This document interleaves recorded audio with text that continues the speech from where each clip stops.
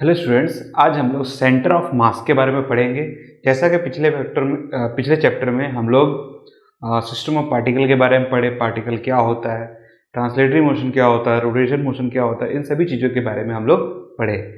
इस चैप्टर ये वाले पार्ट में हम लोग पढ़ेंगे सेंटर ऑफ मास, मतलब कि कोई सिस्टम अगर है तो उसका जो कॉन्सेंट्रेशन ऑफ मास होता है, मतलब कि ऐसा पॉइंट जिसमें से आपका जो सिस्टम है वो बैलेंस्ड हो जाए। मतलब कि कोई चीज़ अगर मैं ले लूँ, मान लीजिए कि ये मार्कर अगर है तो मैं ये एक सिस्टम मान लीजिए, अब इसके पार्टिकल्स बने हुए हैं तो ऐसा इसका एक कोई पॉइंट होगा जिसको मैं ऐसे पकड़ूं तो ये इधर वाले और इधर वाले को वेल बैलेंस्ड कर देगा।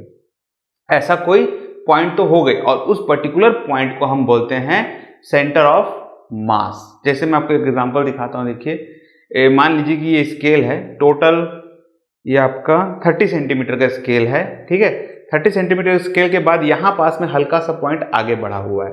अब मैं चाहता हूँ कि ये स्केल बैलेंस्ड हो जाए, तो 30 का है मतलब 15 सेंटीमीटर पर अगर ये यूनिफॉर्मली वेल डिस्ट्रीब्यूटेड स्केल बना हुआ है, मतलब कि इसका ये जो यहाँ से मोटाई है, ठीक है, थिकनेस है, ये पूरा बराबर है, तो इसके जो पार्टिकल्स है ये भी वेल डिस्ट्रीब्यूटेड होंगे। तो इसका मतलब कि अगर मैं 15 सेंटीमीटर इसको बीच में ऐसे पकड़ूं, देखिए इधर कहीं,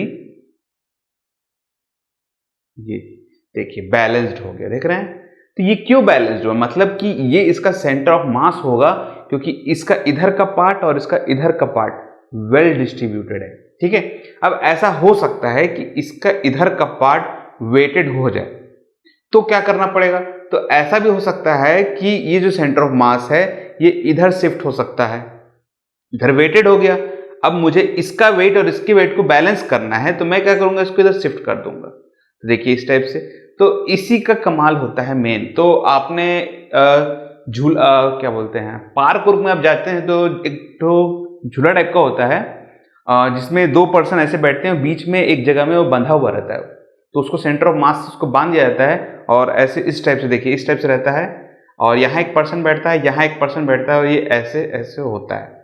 तो इसका भी कंसेप्ट सेम है, सेंटर ऑफ मास को लिया जाता है, इसको वेल बनाया जाता है ऐसा कि ये बैलेंस हो जाए, फिर यहाँ एक पर्सन बैठेगा, यहाँ एक पर्सन बैठेगा और अपने पैर से ऊपर नीचे उछालता है, तो इसको भी इसी तरीके से बनाया जाता है, ठीक है। और ये बात हो गई आपकी सेंटर ऑफ मास की। अब इसको मैथमेटिकली रिप्रेजेंट कैसे किया जाता है, कैसे इसका कैलकुलेशन किया जाता है, अब इन चीजों के बारे में हम लोग पढ़ते हैं। अब आपको एक चीज तो समझ में आ रहा होगा कि सेंटर ऑफ मास क्या होता है, ऐसा पॉइंट जिसपे आपका जो मास है वो कॉन्सेंट्रेटेड है। कॉन्सेंट्रेटेड का मतलब ये नहीं है कि पूरा मास वही है, ऐसा नहीं है, ठीक है। ऐसा पॉइंट जहां पास में से आपका जो भी पॉइंट आप लोगे वहां से लेफ्ट ले लीजिए, राइट ले लीजिए, आगे ले लीजिए, पीछे ले लीजिए, हर तरीके से वो मास को क्या करेगा, बैलेंस्ड कर देगा। समझ रहे हैं बात को, ठीक है। अब ऐसा नहीं है ना कि इधर का पार्टिकल छोड़ दीजिए, कॉन्सेंट्रेशन ऑफ मास बोले मतलब सेंटर ऑफ मास का मतलब ये नहीं है ना कि उसने पार्टिकल उतनी जगह को ले लो तो वो वहां पूरा मास एकदम बना हुआ है, बाकी इधर उधर मास नहीं है, ऐसा नहीं है। वो वेल डिस्ट्रीब्यूटेड है और उसका एक पॉइंट है जहां से हर जगह का मास आप देखोगे तो वो एक दूसरे को कैंसल आउट कर देता है। अब ऐसा नहीं ना कि मैं इसको बनाया और ये आपका वेल डिस्ट्रीब्यूटेड है तो इधर का मास, इधर का मास, इधर का मास, इधर का मास सब एक दूसरे को कैंसिल कर दे रहा है। कैंसिल करने का मतलब इधर का मास इसके बराबर है, इधर का मास पूरे सिस्टम में कहीं भी चले जाइए वैसा नहीं है। ऐसा एक ही सिस्टम है जिसमें सेंटर को अगर आप पकड़ेंगे और पूरे जगह को कहीं पास में भी देखेंगे तो वेल डिस्ट्रीब्यूटेड होता है, वो होता है सर्कल या फिर स्फीयर बोल सकते हो आप। एक ही ऐसा सिस्टम है जिसपे आप कहीं पास में भी इधर चले जाइए, इधर चले जाइए, इधर चले जाइए, इधर चले जाइए, हर तरफ का जो कॉन्सेंट्रेशन ऑफ मास है वो बराबर मिलता है। बाकी आपको ऐसा कोई सिस्टम नहीं मिलेगा, ठीक है। ठीक है, तो चलिए देखते हैं मैथमेटिकल रिप्रेजेंटेशन में इसको कैसे किया जाता है। तो आज का हमारा टॉपिक था centre of mass. Centre of मास के लिए सिंपल से दो पार्टिकल लेते हैं, दो पार्टिकल ले लीजिए, दो ऑब्जेक्ट ले लीजिए जो एक ही सिस्टम का हिस्सा थे, ठीक है। ये एक रॉड था, ठीक है। अब उस रॉड को दो टुकड़े करके दो पीसेस बनाए हैं। अब दो पीस बना दिया गया है तो मान लीजिए कि ये एक M1 पीस है और ये हो गया एक M2 पीस, ठीक है। अब इसको पार्टिकल लेवल पे देखना बड़ा मुश्किल है, तो हमको अगर इसका एक्सपेरिमेंट करना है तो हम क्या करेंगे, हम बड़ा पीस ले लेंगे हम, ठीक है। वो आपके ऊपर डिपेंड करता है कि आप किस लेवल पे एक्सपेरिमेंट कर रहे हो। क्या आप मॉलिक्यूलर लेवल पे कर रहे हो या फिर आप ऑब्जेक्ट के लेवल पे, मतलब कि ऐसा जो हमको दिख रहा है, ठीक है। ठीक, तो इसका एक m1 मास है, इसका एक m2 मास है।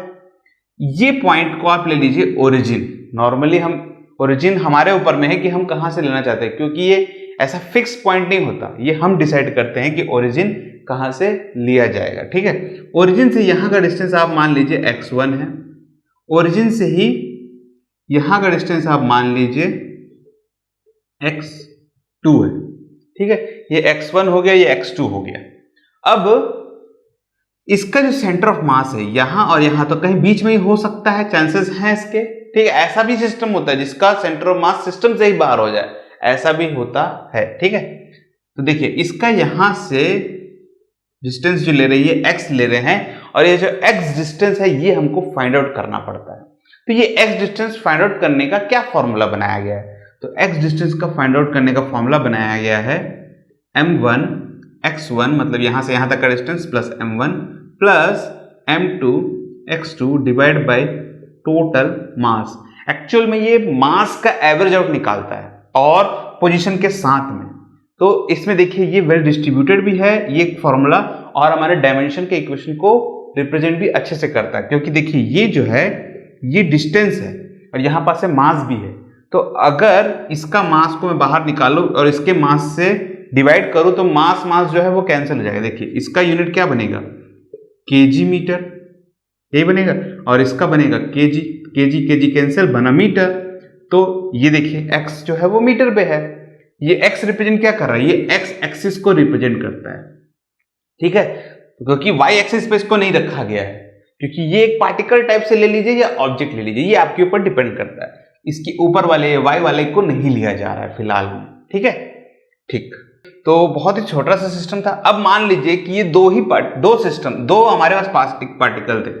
अब ऐसा भी तो हो सकता है कि n नंबर ऑफ पार्टिकल्स आ जाए हमारे पास में। हम चाहते हैं कि एक सिस्टम है जिसका मैं दो टुकड़ा नहीं करना चाहता, मैं चाहता हूं कि हर पार्टिकल का वैल्यू को जोड़ा जाए और उसका एवरेज आउट निकाला जाए। तो कैसे करेंगे, बहुत सिंपल है, n number of particles, x निकालिए, x एक्सिस के लिए, ठीक है। x निकाल रहे हैं तो देखिए m1 x1 m2 x2 up to mn xn divide by m1 m2 up to mn। n क्या रिप्रेजेंट कर रहा है, नंबर ऑफ पार्टिकल्स। मतलब हमको नहीं मालूम ना कि कितना पार्टिकल है एक सिस्टम के अंदर में, पर पार्टिकल को कैसे समझते हैं, पार्टिकल ये हमारे ऊपर है ना कि हम किसको ले रहे हैं। आप चाहें तो एक स्मॉल पॉइंट को पार्टिकल ले सकते हैं, ठीक है। तो ये आपके ऊपर डिपेंड करता है कि आप पार्टिकल किसको लेना चाहते हैं। चाहे तो आप इस मार्कर को भी एक पार्टिकल के जैसा भी बना सकते हैं, अगर इसका सिस्टम काफी बड़ा है तो पार्टिकल, हम ऐसा नहीं ना कि पार्टिकल मतलब बहुत ही छोटी चीज, तो आपके ऊपर है कि आप क्या लेना चाह रहे हो, ठीक है। तो बोला जाता है बस कि हाँ ये एक पार्टिकल है, एक्चुअल में पार्टिकल तो काफी छोटा है, मतलब छोटा से छोटा पार्ट, ठीक है। ठीक है, तो इस तरीके से आप इस फॉर्मूले को बना सकते हो। ये फॉर्मूला काफी बड़ा दिख रहा है, तो इसके लिए एक मैथमेटिकल रिप्रेजेंटेशन बनाया गया है, समेशन। समेशन का सिंबल क्या होता है, ग्रीक लेटर है ये, और ये इसका मतलब होता है कि सम करना। सम कैसे किया जाता है, i ऑफ 1 टू n, मतलब i जो है ये 1 से चालू होगा और n तक जाएगा, तो m of i x of i, पहले 1 को लेगा यहाँ, फिर x में भी 1 लगाएगा तो ये वाला बन जाएगा, फिर 2 लगाएगा, 3 लगाएगा, ऐसे जोड़ते जाएगा, divide by summation of i equal to 1 to n m of i। इसी तरीके से इसको भी जोड़ेगा, मास को पहले m1 को जोड़ेगा, फिर m2 को, फिर m3 को। तो इस तरीके से भी इस फॉर्मूले को बनाया जा सकता है, चाहे तो इसको लिखिए चाहे तो इसको लिखिए, दोनों ही अपनी जगह में करेक्ट है, ओके है। ठीक, तो ये x रिप्रेजेंटेशन में आ गया। अब नंबर ऑफ पार्टिकल्स भी बढ़ते गए तो इस तरीके फॉर्मूला बना सकते हैं। क्या इसको कोऑर्डिनेट्स में भी देख सकते हैं हम लोग, यस बिल्कुल देख सकते हैं हम लोग इसको कोऑर्डिनेट के फॉर्म में।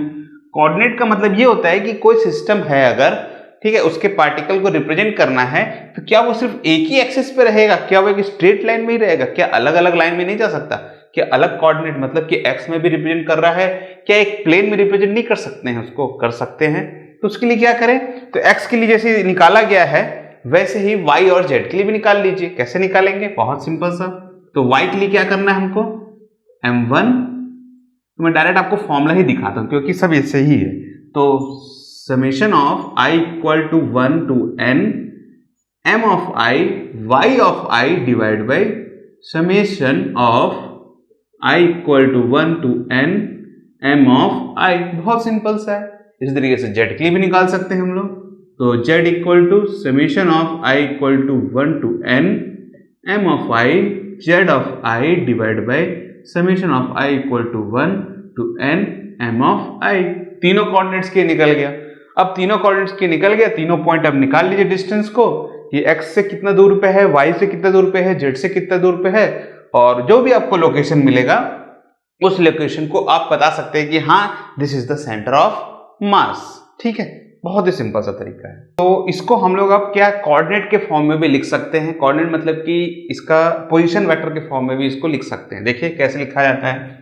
तो देखिए इस तरीके से इसको कोऑर्डिनेट्स में डिवाइड कर दीजिए। ये z है, ये x है, ये y है, और आपका कोई पॉइंट है जो कहीं भी इसमें भी यहाँ पास में रखा गया। यहाँ एक पॉइंट है, यहाँ एक पॉइंट है, कहीं पास में भी आप एक पॉइंट बना लीजिए। ठीक है, ये तीनों के तीनों जो पार्टिकल्स है मेरे, मान लीजिए कि ये m1, ये m2, ये m3, ये तीनों पार्टिकल्स जो है ये किस जगह में है? ये तीनों पार्टिकल्स आपके x y z कोऑर्डिनेट तीनों में है। तो इसका पोजीशन वेक्टर कैसे निकाला जाए? मान लीजिए कि m1 का मैं एक पोजीशन निकालना चाहता हूं। तो मान लीजिए कि मैं m1 का एक पोजीशन निकालना चाहता हूं, तो मैं कैसे निकालूंगा? तो इसके लिए मैं निकालूंगा r ऑफ i।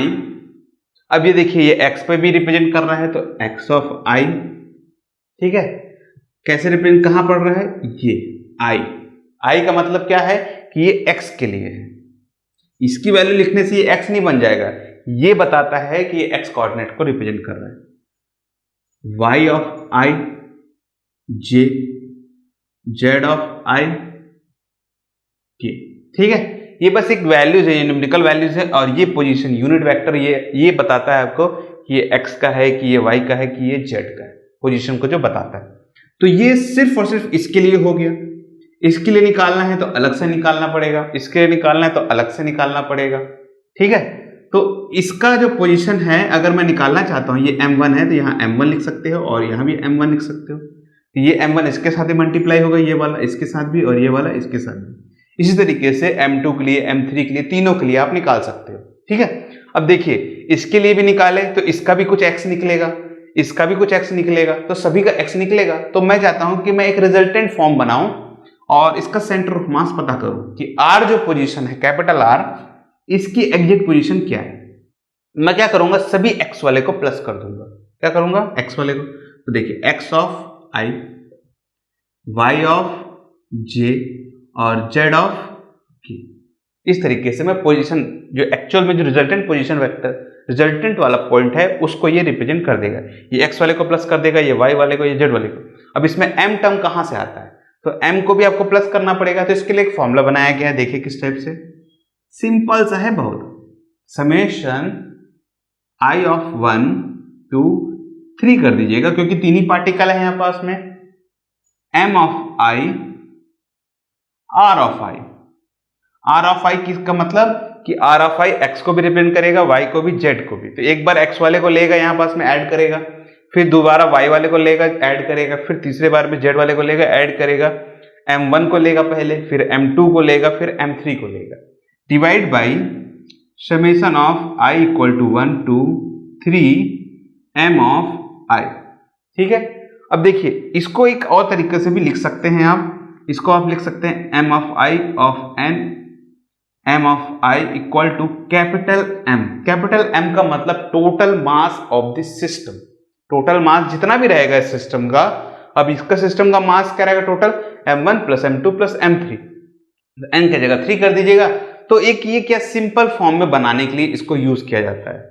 मतलब कि एक फॉर्मूला जो हम बना रहे हैं वो फॉर्मूला थोड़ा सिस्टम मतलब थोड़ा सिंपल फॉर्म में हो जाए, इसलिए इस तरीके से इसको लिखा जाता है। तो इसको सिंपल फॉर्म में कैसे लिख सकता हूं मैं? 1 by capital M summation r of i to 3 m of i r of i। देखिए थोड़ा सिंपल दिख रहा है आपको।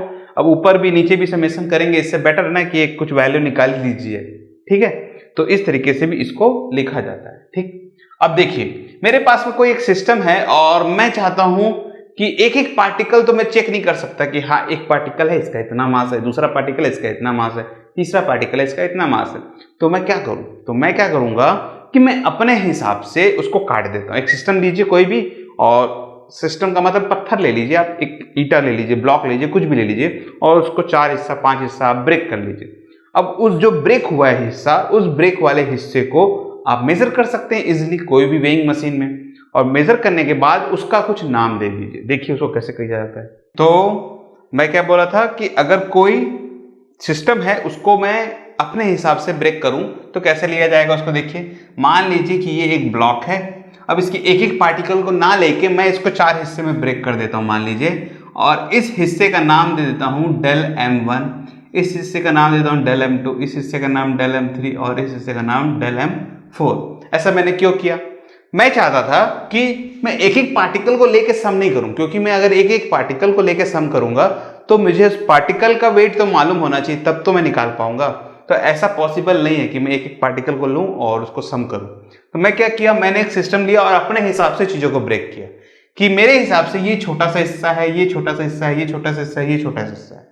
इस तरीके से भी मैं कोई भी सिस्टम को ब्रेक करके उसका सेंटर ऑफ मास बहुत ही इजी तरीके से निकाल सकता हूं। ठीक है, तो इसका फॉर्मूला कैसे बनेगा, बहुत ही सिंपल तरीके से। अगर मैं इसको x निकालना चाहता हूं इसका, तो इसका x खाली ना, इसका इस पूरे सिस्टम का जो x है उसको निकालना चाहता हूं, तो कैसे निकालूंगा देखिए। तो x of summation del of m of i x of i divide by, यहां पास में i इक्वल टू 1 टू कितना तक है, 4 तक है, तो इसको 4 तक ले जाइए। Summation of i equal to 1 to 4 m of i। इसको और फॉर्मूला बनाने के लिए 1 ऑफ m ले सकते हैं, m का मतलब total mass, summation of i equal to 1 to 4 del of m of i x of i। इस तरीके से इसको लिखा जा सकता है।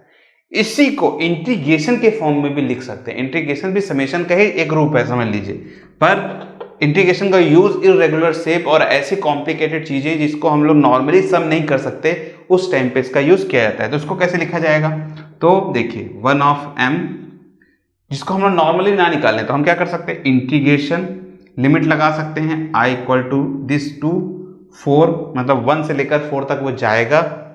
Del of m of i को dm ले लीजिए आप, x ऑफ i तो x ऑफ i। इस तरीके से आप इसको लिख सकते हैं। बुक में इसको लिमिट नहीं दिया है और डायरेक्ट x लिख दिया गया है, आप चाहें तो लिमिट भी लगा सकते हैं, इसको कोई दिक्कत वाली इसमें बात नहीं है। तो इस तरीके से इसको रिप्रेजेंट किया जाता है। y के लिए क्या किया जाएगा, 1 of m integration of i equal to 1 to 4 y of i dm। ठीक है, तो dm क्या है, dm is the small mass of this particular point, मतलब ये डेल m को ही आप dm ले रहे हैं। तो क्या करेगा, एक बार डेल m1 को लेगा, ऐड करेगा x पे, फिर डेल m2 को लेगा, फिर ऐड करेगा x के साथ, मतलब x का पोजीशन भी चेंज होते जा रहा है। ये इंटीग्रेशन समेशन के जैसे ही यहाँ पास में वर्क कर रहा है। तो आप चाहें तो इसको इस तरीके से भी कर सकते हैं, आप चाहें तो इसको इस तरीके से भी कर सकते हैं। दोनों में से आपको जो मन करे आप उस तरीके से इसको आराम से कर सकते हैं। ठीक है, अगर ओरिजिन में है, मतलब जो भी आपका सेंटर ऑफ मास है अगर वो ओरिजिन में है, तो r इक्वल टू देखिए आप इसको 0 भी कर सकते हैं, मतलब जो रिजल्ट जो एक्चुअल में जो सेंटर ऑफ मास है वो ओरिजिन को अगर रिप्रेजेंट कर रहा है, तो ये आपके ऊपर में है। ठीक है, कि आपको जो है सिस्टम वो आप जहां भी रख रहे हो, तो आपका जो रेफरेंस लाइन है, मतलब कि जिस जगह से आप स्टार्ट करना चाह रहे हो, ये आप डिसाइड करोगे कि हाँ मैं यहां से स्टार्ट कर रहा हूं तो मैं इसको ओरिजिन मान के चलूं। चाहे ये इमेजिनरी चीजें हैं, ठीक है, आप चाहे तो इसको इस पर्टिकुलर पॉइंट पे भी ओरिजिन मान सकते हो जहां पास में ही सेंटर ऑफ मास है। मतलब यही है कि सेंटर ऑफ मास क्या करेगा, मास को इक्वली डिस्ट्रीब्यूट कर देगा, जिससे ये एक दूसरे को कैंसल आउट कर पाए और सिस्टम एक इक्विलिब्रियम कंडीशन में इस टाइप से पहुंच जाए, जहां पास में मैं टच करूं ये सेंटर ऑफ मास पे, तो ये इसको इक्विलिब्रियम पोजीशन पे लेके आ जाए। ठीक है, ठीक, तो this is the centre of मास। इसके ऊपर एक दो न्यूमेरिकल हैं, चलिए उसको देख लेते हैं। ठीक है, तो उसको हम लोग कंप्यूटर पे करके देखेंगे, तो जिससे हमारा भी समय बच जाए और आपको भी बहुत अच्छे तरीके से समझ में आ जाए। चलिए फिर देखते हैं।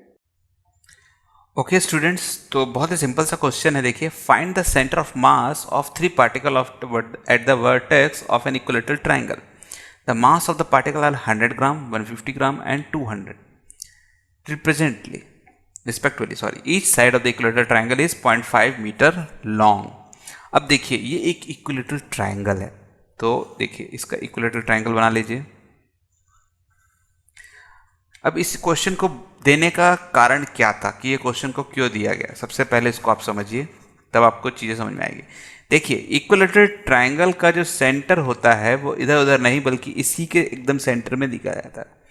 तो इस क्वेश्चन को देने का कारण ये है कि इक्विलेटरल ट्रायंगल का सेंटर ये है, तो क्या सेंटर ऑफ मास भी इसी पोजीशन पे आएगा कि नहीं आएगा, मेन इसीलिए इस क्वेश्चन को बनाया गया है। ठीक है, तो इसका मास को अलग अलग कर दिया गया। मान लीजिए कि ये 100 है, ये 150 है और ये 200 है। ठीक है, अब इसके मास अलग अलग हैं, तो क्या इसका सेंटर ऑफ मास इसके सेंटर पे, इक्विलेटरल ट्रायंगल के सेंटर या सेंट्रॉइड बोले जिसको, उसी पोजीशन पे आएगा कि नहीं आएगा, इसको हमको चेक करना है।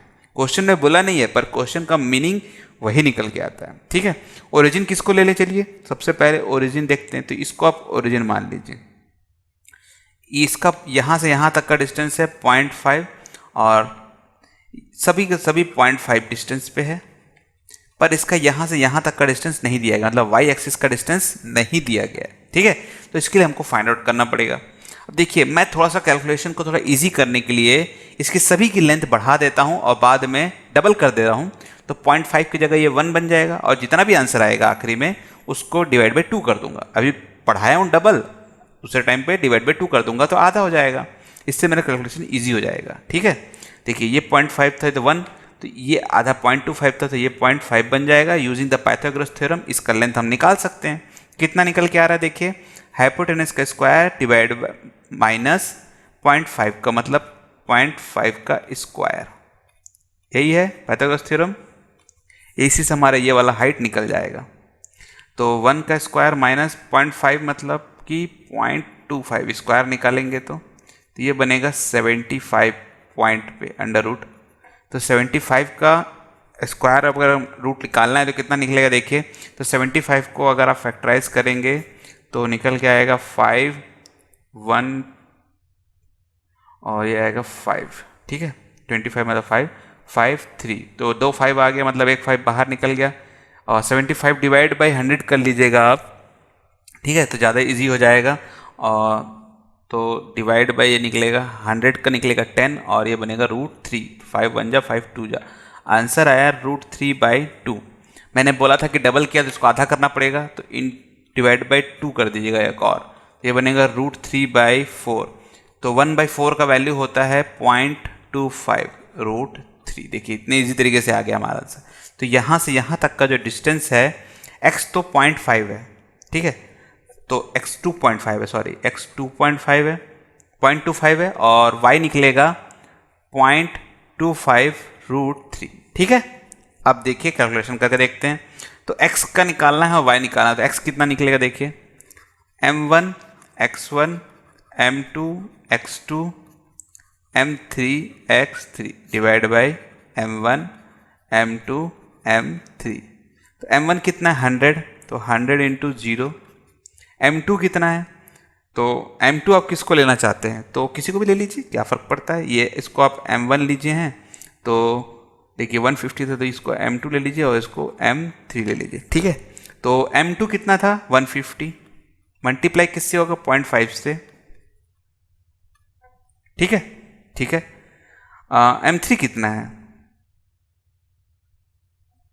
m3 है हमारा 200, किससे मल्टीप्लाई होगा 0.25 से।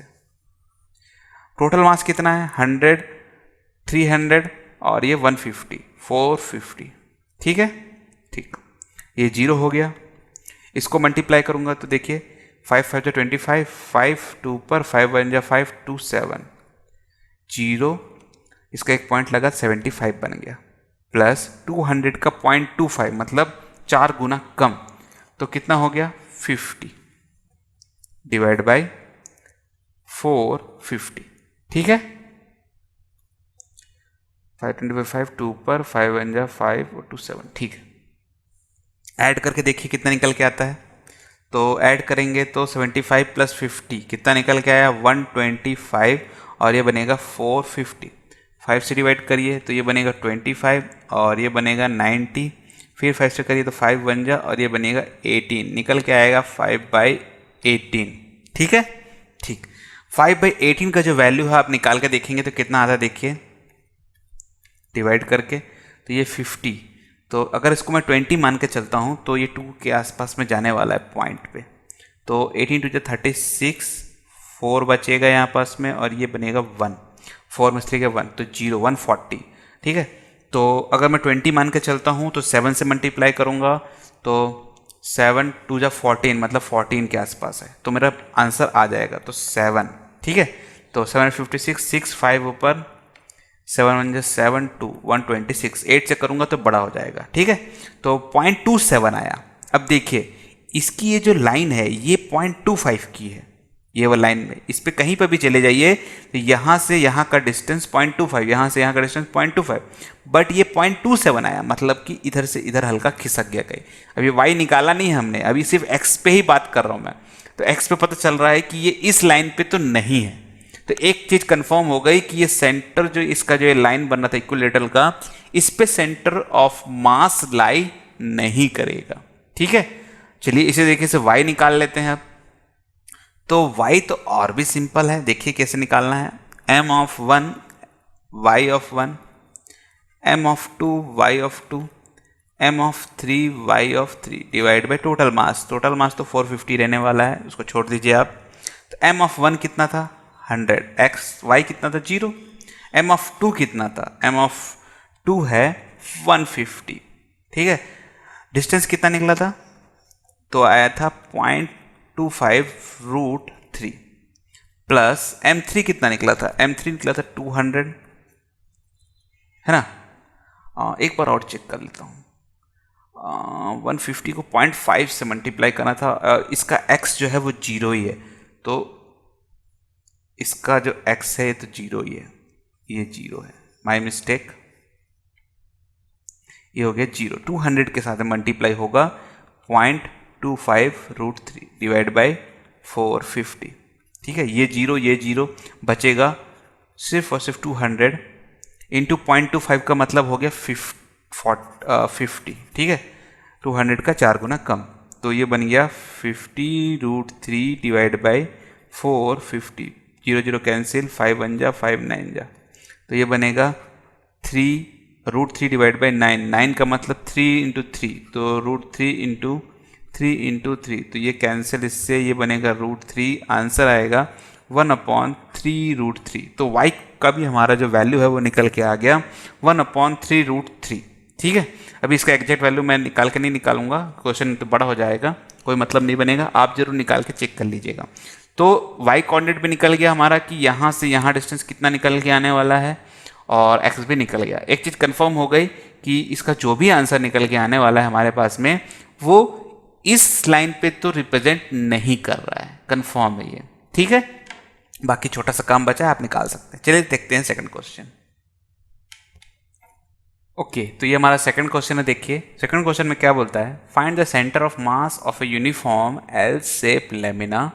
यूनिफॉर्म का मतलब है कि इसकी जो भी मोटाई होगी, थिकनेस, वो पूरा वेल डिस्ट्रीब्यूटेड है इसका मास इस पूरे सिस्टम में। ठीक है, तो देखिए इसका जो सेंटर है यहाँ आ रहा है, इसका जो सेंटर है यहाँ, इसका सेंटर भी एकदम सेंटर पे ही आएगा। ठीक है, क्योंकि इसका जो मास है वो वेल डिस्ट्रीब्यूटेड है। The mass of the lamina is 3 kg। अब 3 kg का ये टोटल बना हुआ है और ये एक एल शेप में बना हुआ है, तो इसका मतलब ये है कि अगर ये वेल डिस्ट्रीब्यूटेड है तो इसका वेट भी 1 kg होगा, इसका वेट भी 1 kg और इसका वेट भी 1 kg होगा ही। ठीक है, इसका वेट एक्चुअल में, तो अगर इसका वेट 1 kg है, ठीक है, तो मैं क्या इसका इजिली नहीं निकाल सकता हूँ, इसका सेंटर ऑफ मास, इसका सेंटर ऑफ मास, इसका सेंटर ऑफ मास, फिर तीनों को देख लेंगे अपन कि इसका जो एक्चुअल वैल्यू है, इस पूरे सिस्टम का जो सेंटर ऑफ मास है वो किस जगह में बन रहा है। ठीक है, इसका x निकाल सकते हैं, इसका भी x, इसका भी x, इसका y, इसका y, इसका y, तीनों का निकालेंगे, x का पोजीशन निकल जाएगा, y का पोजीशन निकल जाएगा, हमारा काम खत्म हो जाएगा बहुत ईजी तरीके से। ठीक है, चलिए फिर देखते हैं। तो इसका x पोजीशन निकालते हैं, इसका x पोजीशन, इसका x पोजीशन, तीनों का पहले x पोजीशन निकाल के देखते हैं। तो x पोजीशन निकालने के लिए देखिए ये 0 है, ये 2 है, तो इसका पोजीशन क्या निकल के आता है यहाँ पास में देखिए। तो देखिए ये टोटल 2 है, तो ये होगा 1, तो इसका ये वाला पोजीशन निकलेगा 0.5। ठीक है, ठीक। y पोजीशन कितना निकल के आएगा, y पोजीशन भी निकलेगा 0.5, ये 0.5, ये 0.5, ये 0.5, तो देखिए 1 2 3 3.15 निकलेंगे, तो ये निकल के आएगा 1.50, एक और पॉइंट जुड़ गया तो 2 बन जाएगा। ठीक है, इस तरीके से इसको निकालना है। इसको देखिए 0.5 0.5 0.5, ये भी बनेगा 1.5। ठीक है, ठीक। तो अब देखिए x निकालना है, तो कैसे निकालेंगे, पहले इसके लिए C1 के लिए तो मान लीजिए कि कुछ तो इसका वैल्यू होगा, मास मतलब 1 है इसका मास C1 के लिए। x कोऑर्डिनेट कितना है इसका, यहां से यहां का डिस्टेंस है 0.5। ओके, ठीक। C2 के लिए निकालते हैं हम लोग। C2 के लिए निकालेंगे तो कितना निकल के आएगा, यहां से यहां तक का वैल्यू, यहां से यहां तक का वैल्यू आएगा, मास तो 1 है और डिस्टेंस कितना आएगा यहां से यहां तक का 1.5। ठीक है, ठीक है। अब देखिए इसके लिए C3 के लिए देखिए x वाला, तो कितना निकल के आ रहा है, C3 कितना है 1 इंटू यहाँ से यहाँ तक का है x वाला 0.5, टोटल मास कितना है 3। हो गया, बहुत सिंपल सा निकलेगा 0.5 प्लस 1.5 प्लस 0.5 डिवाइड बाई 3, तो कितना निकल के आएगा 0.5 0.5 1 और 1 2 2.5, तो 2.5 डिवाइड बाई 3, तो 25 डिवाइड बाई 30, इतना निकल के आ रहा है। तो 5 5 जा 5 6 जा, तो 5/6 निकल के हमारी वैल्यू आ रही है। ठीक है, और ये भी बहुत ही इजी तरीके से निकल के आ गया है। ठीक है, ठीक। चलिए इसी तरीके से y के लिए निकालते हैं। तो y के लिए देखिए सबसे पहले C1 के लिए, तो मास तो 1 है, यहाँ से यहाँ तक का डिस्टेंस कितना है 0.5। ठीक है, ठीक है। अब देखिए इसका जो C2 है वो कितना है, +1 इंटू C2, मतलब कि इसका पॉइंट ऊपर की तरफ में 0.5 है, तो 0.5 प्लस 1 इंटू C3, यहाँ से यहाँ तक का निकलेगा 1.5 divide by 3, 0.5 plus 0.5 plus 1.5 divide by 3, 0.5 0.5 1 1 1 2.5 divide by 3, same answer आएगा 5/6। मतलब x से भी 5/6 और y से भी 5/6, तो 5/6 कितना होता है देखिए, 50 बनाइए 6, तो कितना निकल के आएगा, 6 7 जा 42, 6 8 जा 48, तो 8 मतलब पॉइंट लगा दीजिएगा। ठीक है, तो 48 निकल के आया, 20 0 6 जा 8 सॉरी माय मिस्टेक,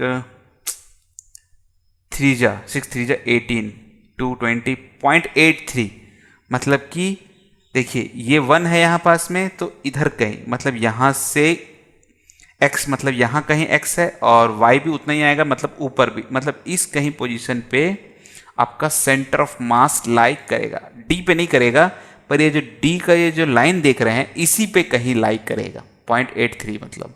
ठीक है, तो इस तरीके से इसको अगर आप ग्राफ में रिप्रेजेंट करेंगे तो आपका ये सेंटर ऑफ मास का जो पोजीशन है वो एग्जैक्टली निकल के आएगा।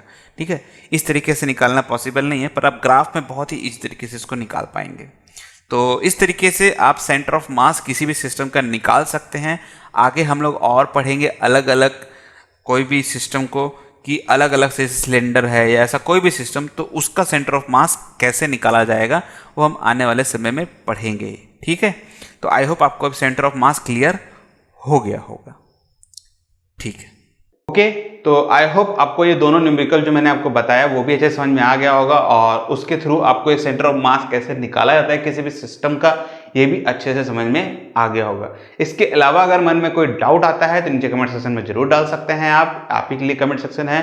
और अगर आपको ये वीडियो पसंद आया है तो इसे लाइक और शेयर जरूर करिएगा, और अगर अभी तक आप हमारे चैनल से नहीं जुड़े हैं तो सब्सक्राइब करना बिल्कुल भी ना भूलें। Thank you for joining this video.